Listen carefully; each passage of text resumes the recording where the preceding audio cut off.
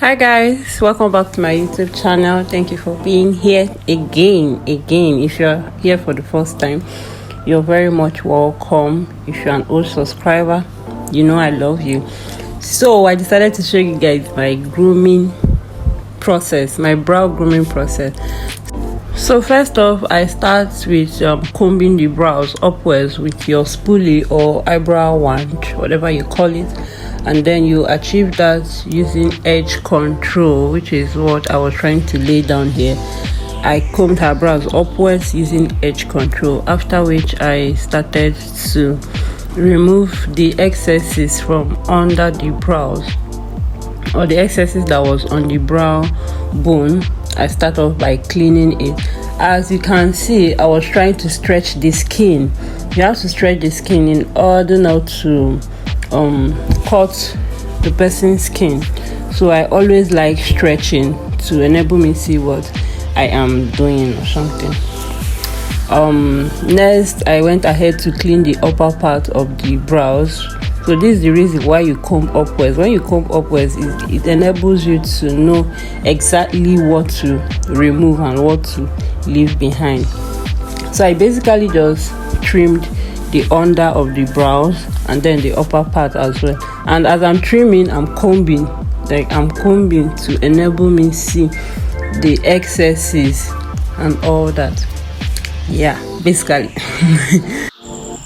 So the next thing I did was to clean the excess hairs around the brows. You know, all those tiny small hairs that used to come out, like facial hairs. Yes, I had to trim it down to remove the excess facial hairs and also to make the brows stand out. And this was it at the end of the day. So I showed my client. She said it was still a little bit bold, so I had to still go ahead to trim off from under and also from the top of the brows as well. Yeah, basically I was just cleaning the brow bone to make sure that the hairs doesn't just grow out immediately she leaves my studio. So you need to remove them very well. That was what I was basically doing. So this is like a full details of how I do my brows. I didn't really try to cut. I think I showed almost everything.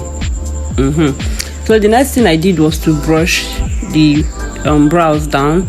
The edge control was already dry at this point. I was struggling to get the hairs down, but I managed to. Then I removed the excesses just like you see me doing. I removed whatever that wasn't in line with the shape that I wanted after combing it downwards. So after this process, the next thing I did was just to comb back upwards to see what I have done so far. So by the time I finished combing, I noticed that the tip was a little bit too wide. I needed to trim it off or remove some things. So I still went ahead to trim down the tips a bit, both from the up and from the under, because you want the tip looking tiny, as it should, you know. Anyways, so this was the end of the brow grooming, and this is what I achieved at the end of the day. I hope this was helpful. Thank you for being here. Bye.